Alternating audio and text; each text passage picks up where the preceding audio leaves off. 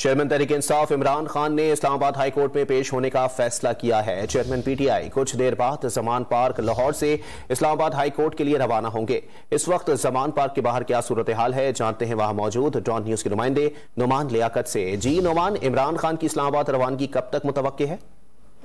जी बिल्कुल, अब से कुछ देर बाद चेयरमैन तहरीक इंसाफ इमरान खान जमान पार्क से इस्लामाबाद हाई कोर्ट के लिए रवाना होंगे। इस वक्त जैमर वाली गाड़ी यहाँ पर पहुंचा दी गई है, कारकुनान की तादाद यहाँ पर मौजूद है और बरास्ता इमरान खान मोटरवे इस्लामाबाद के लिए रवाना होंगे। रूट जो है वो रिंग रोड से सियालकोट मोटरवे और बरास्ता जो इंटरचेंज है वहाँ से लिंक करती है इस्लामाबाद मोटरवे को, वहाँ से इमरान खान रवाना होंगे। इमरान खान 9 मुकदमात के सिलसिले में पुलिस जमानत के लिए पेश होंगे क्योंकि तिबी बुनियादों पर गुज़िश्ता रोज समाअत नहीं हुई थी और डिवीजनल बेंच ने इमरान खान की तिबी बुनियादों पर हाजिरी से इस्तिस्ना की दरख्वास्त मंजूर नहीं की थी, इसलिए आज इमरान खान ने अदालत में पेश होने का फैसला किया है। जी बहुत शुक्रिया नुमान लियाकत अपडेट करने के लिए।